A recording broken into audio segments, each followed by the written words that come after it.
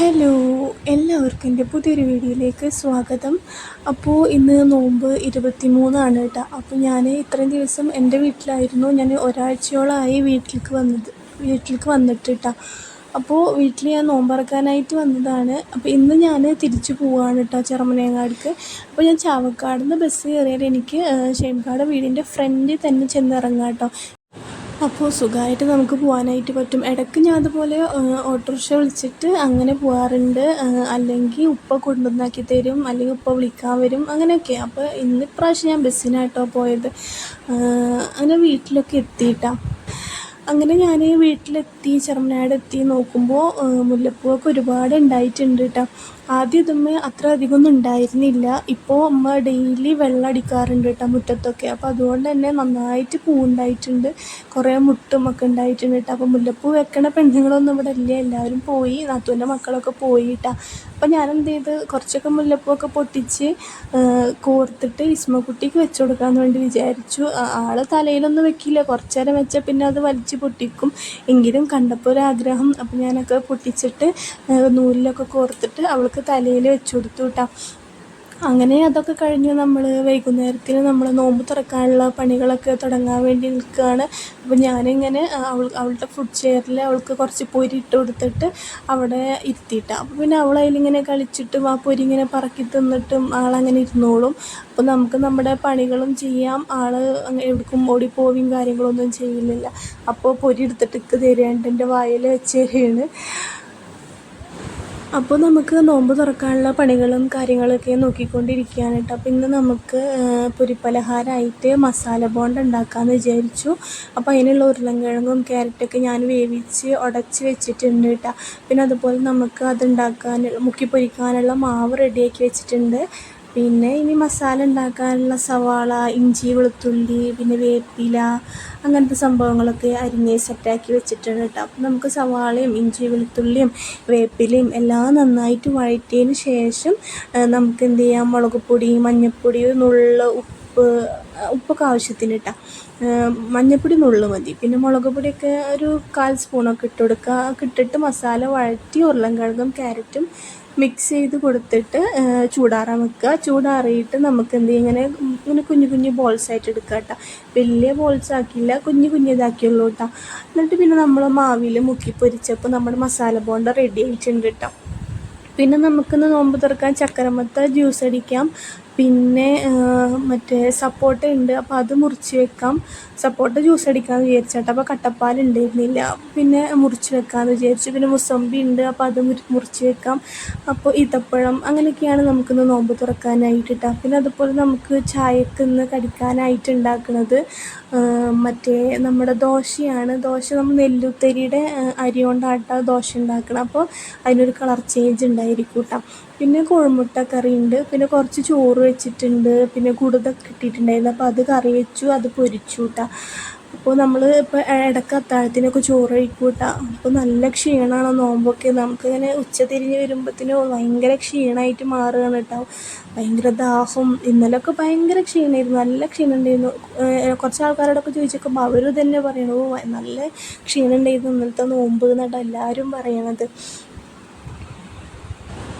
എന്നാലും എത്ര പെട്ടെന്നാണ് നോമ്പൊക്കെ പോയത്. നോമ്പ് 20 വരെ ഭയങ്കര സ്പീഡിൽ പോയിട്ടോ. 20-ന് ശേഷം ഇങ്ങനെ നീങ്ങാത്ത പോലെ തോന്നുക. അതെല്ലാ പ്രാവശ്യം അങ്ങനെ തന്നെയാണ് കേട്ടോ. ഇനി നമുക്കൊന്നെങ്കിൽ 5, 6 ഒക്കെ നോമ്പ് തന്നെ ഉണ്ടായിരിക്കുള്ളൂ. അങ്ങനെ ഞാൻ ദോശ ഉണ്ടാക്കിക്കൊണ്ടിരിക്കുകയാണ്. അപ്പോൾ നെല്ലുത്തരിയുടെ അരി ഇട്ടിട്ടാണ് നമ്മൾ ദോശക്ക് അരച്ചിട്ടുള്ളത്, ഉഴുന്നും നെല്ലുത്തരിയും കൂടിയിട്ട്. അപ്പോൾ അതുകൊണ്ട് തന്നെ ദോശക്ക് ചെറിയൊരു കളർ ചേഞ്ച് ഉണ്ട്. പക്ഷേ ടേസ്റ്റ് വ്യത്യാസമൊന്നും ഉണ്ടായിരുന്നില്ല കേട്ടോ, നല്ല ടേസ്റ്റ് ഉണ്ടായിരുന്നു. നെല്ലുത്തരിയുടേത് എപ്പോഴും നമ്മൾ കഴിക്കണമൊക്കെ നല്ലതാണല്ലോ. അപ്പോൾ ഇതുപോലെ ഉമ്മ വീട്ടിൽ നിന്ന് വരുമ്പോൾ തന്നതാണ് നെല്ലുത്തരി കേട്ടോ.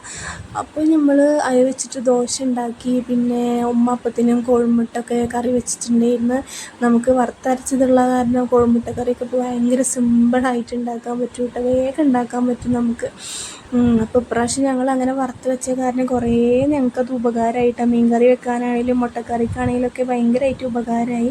അപ്പോൾ നമ്മുടെ ചായക്കടിക്കുള്ള പണികളും കാര്യങ്ങളൊക്കെ കഴിഞ്ഞു. പിന്നെ നമുക്കിനി ഫ്രൂട്ട്സ് കട്ട് ചെയ്യണം. പിന്നെ ചക്കരമത് നമ്മൾ ജ്യൂസ് അടിച്ച് വെച്ചിട്ടുണ്ട്. അപ്പോൾ മുസമ്പി ഉണ്ട്. അപ്പോൾ മുസമ്പി ഇതുപോലെ നുറുക്കി വെക്കാം. പിന്നെന്താ സപ്പോട്ട ഉണ്ടായിരുന്നു. അപ്പോൾ സപ്പോട്ടയും നുറുക്കി തൊലി കളഞ്ഞിട്ട് അങ്ങനെ വെക്കാം. പിന്നെ ഈത്തപ്പഴം ഉണ്ട് കേട്ടോ. അപ്പോൾ അത്രയൊക്കെയാണ്. പിന്നെ മസാല ബോണ്ടയുണ്ട്. അപ്പോൾ അത്രയൊക്കെയാണ് നമുക്ക് നോമ്പ് തുറക്കാനായിട്ടുള്ളത്. അപ്പം ഞാനിത് മുറിക്കുമ്പോൾ അവിടെ ഒരു കുഞ്ഞിക്കൈ കാണാണ്ടില്ലേ, ഇസ്മക്കുട്ടി അവിടെ നിൽക്കുന്നുണ്ട് കേട്ടോ. അത് തരാൻ പറഞ്ഞിട്ട്, പക്ഷെ അത് കൊടുക്കാൻ പറ്റില്ല, തണവുണ്ട്. ഇപ്പോൾ അവൾക്ക് ഞാൻ ഫ്രിഡ്ജിൽ വെച്ചതൊന്നും കൊടുക്കാറില്ല കേട്ടോ. പക്ഷെ ആൾക്ക് വേണമെന്ന് പറഞ്ഞിട്ടുള്ള അംഗങ്ങൾ നടന്നുകൊണ്ടിരിക്കുകയാണ്. വേറെ എന്തെങ്കിലും കൊടുത്താൽ അത് വേണ്ടത് തന്നെ മതി പറയൂ കേട്ടോ. അപ്പോൾ അവിടെ കയ്യും വെച്ചിട്ട് നിൽക്കണത് കിട്ടാൻ വേണ്ടിയിട്ട്. അങ്ങനെ നമ്മളതൊക്കെ നുറുക്കി വെച്ചു. പിന്നെ ഈത്തപ്പഴം വെച്ചു, സപ്പോർട്ടൊക്കെ തൊലി കളഞ്ഞ് വെച്ചു. അപ്പോൾ നമ്മൾ നോമ്പ് തുറക്കാനുള്ള കാര്യങ്ങളൊക്കെ റെഡി ആയിട്ടുണ്ട് കേട്ടോ. ഏകദേശം നോമ്പ് തുറക്കാനുള്ള സമയമായി തുടങ്ങി. ഇനി നമുക്ക് പ്രത്യേകിച്ച് പണിയും കാര്യങ്ങളൊന്നുമില്ല. ജ്യൂസൊക്കെ നമ്മൾ നന്നായി തണുക്കാൻ വേണ്ടിയിട്ട് ഫ്രിഡ്ജിലേക്ക് വെച്ചിട്ടുണ്ട്. നല്ല തണവിലാണ്, കുടിക്കാനിങ്ങനെ ആഗ്രഹം കേട്ടോ.